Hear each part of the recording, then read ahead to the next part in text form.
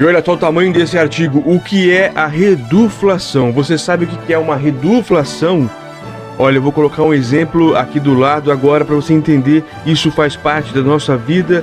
Muito na Europa tá pegando fogo esse tema e aqui no Brasil também, provavelmente. Vamos colocar aqui a imagem para você entender. Olha só.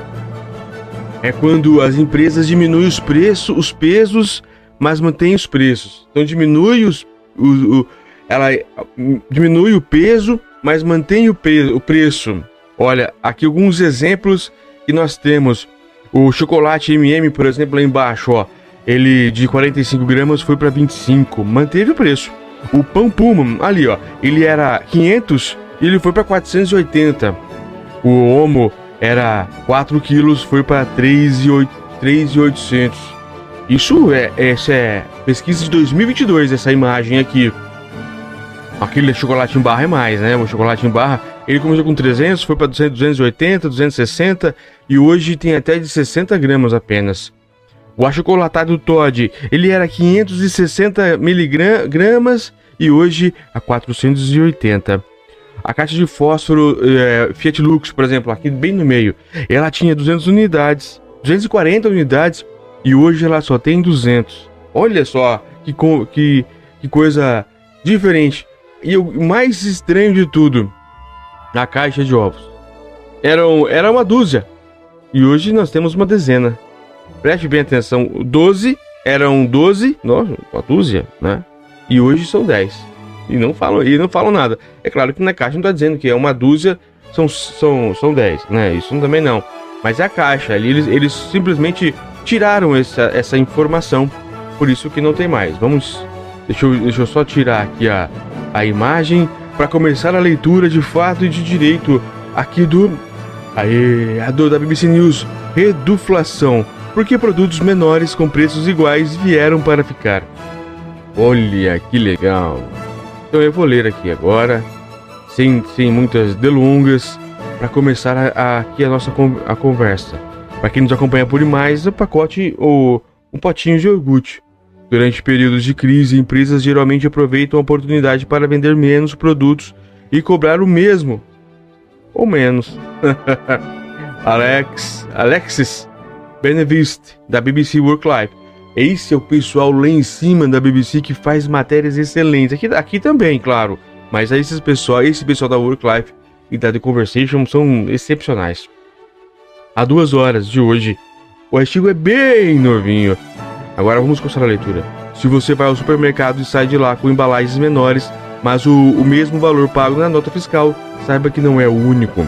A reduflação reduz o tamanho ou da quantidade de um produto ao mesmo tempo em que seu preço permanece estável. Está se disseminando cada vez mais. A economia global sofre com o aumento dos custos das matérias-primas, os atrasos na cadeia de abastecimento e os salários mais elevados dos trabalhadores após o pós-pandemia, e os consumidores estão pagando o preço do aumento dos custos de produção. Seja com embalagens de papel higiênico ou com pacotes de salgadinhos industrializados, a prática da reduflação, que acontece principalmente em tempos de inflação, está sendo registrada em todo o mundo.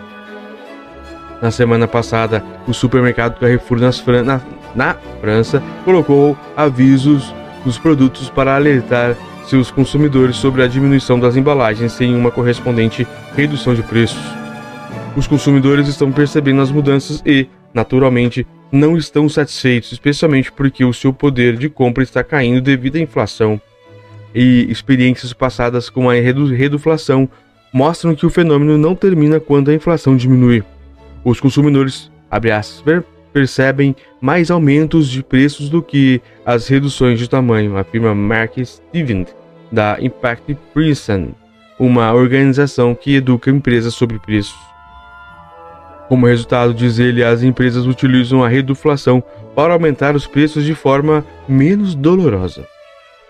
Kemi Curlin, professora da Universidade de Oxford, que pesquisa o comportamento dos consumidores, concorda.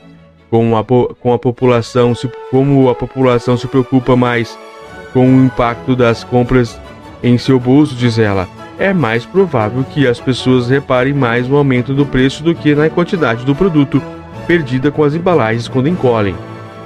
O consumidor nem sempre percebe as mudanças imediatamente. Muitas vezes as mudanças acontecem aos poucos. Por exemplo, uma bebida que anteriormente era vendida em uma garrafa de 300 ml um ano atrás, pode agora ser oferecida pelo mesmo preço, mas com apenas 200 ml. E ninguém percebe. E os especialistas dizem que depois que os novos tamanhos chegam às prateleiras, eles tendem a permanecer desse jeito. Phil Lampert, analista da indústria alimentar e editor do Super Mac Guru, acrescenta que, como os consumidores não têm escolha, eles precisam se adaptar às mudanças. Em alguns casos, eles podem mudar para produtos com menor valor. Lampert, que trabalha nos Estados Unidos, diz que a fidelidade à marca despenca em épocas de reduflação, com as pessoas frequentemente fazendo transições para as marcas próprias dos supermercados. Mas quando se trata de produtos essenciais, os consumidores podem não ter alternativas. Por exemplo, se uma família depende de fórmula para bebês e sua loja só oferece uma opção, ela terá que comprar o produto. No entanto, mesmo que a reduflação esteja ligada à inflação, Frolic diz que consumidores normalmente não veem os tamanhos dos produtos voltarem ao que era antes, mesmo depois do fim da turbulência econômica. Há raras exceções, mas as empresas geralmente aproveitam as oportunidades para diminuir seus produtos e cobrar o mesmo, até mais. Em vez disso, muitas vezes surge um novo fenômeno, abre aspas. Depois que os produtos serem repetidamente reduzidos em tamanho, o fabricante lançará uma versão nova e maior, por vezes com um novo nome fantástico, diz Edgar Dubik, advogado dos direitos do consumidor nos Estados Unidos e fundador do Consumer World. E com isso, os compradores pagam um custo mais alto pela novidade. As embalagens de batatas chips, por exemplo, continuam a diminuir mesmo em meio à contração da inflação, diz Dubik. No passado, empresas de salgadinhos Lay, uma divisão da Pepsico, respondeu às mudanças relançando seu produto em um pacote maior, mas com um novo nome, Perfect Size, com um preço mais alto. Dubik também aponta para os rolos de papel higiênico, que segundo ele vem diminuindo há décadas. Ele explica que quando os rolos começaram a ficar pequenos o suficiente para que os consumidores percebessem, os fabricantes começaram a introduzir novos tamanhos maiores no mercado. À medida que as embalagens maiores chegam às prateleiras, empresas como a Charmin adaptaram suas propagandas chamando-os de rolos duplos, triplos e até mega. E agora, em meio ao atual período da reduflação, até os rolos super mega, ultra soft da Charmin estão ficando menores. Com ou sem aviso, a reduflação é um golpe no bolso dos consumidores, especialmente porque o preço dos produtos geralmente não cai como a inflação. Os consumidores precisam continuar atentos aos preços para garantir que não caiam nessa armadilha. Olha que sensacional essa conversa. Nós já sabíamos dessa situação de reduflação, mas nunca tinha visto um artigo tão explicativo quanto esse, tão elucidativo, tão importante como esse da BBC News Brasil, que veio lá da Worklife, que é importante nós ficarmos de olho nessas empresas que usam dos momentos ruins para aumentar preços, para diminuir o seu produto, e que isso diz respeito a aumentar o preço. E eu disse aqui no começo, lá que eu mostrei aqui, aquela imagem, eu posso colocar novamente para vocês aqui, ó, alguns produtos que na verdade, inclusive o mais estranho, que eu não tinha percebido, é a caixa de ovos de uma dúzia, que eram 12, e a caixa de ovos agora vem 10. Eu vou dar uma olhada nos mercados, se é isso que está acontecendo mesmo, se a dúzia agora tem 10. Incrível.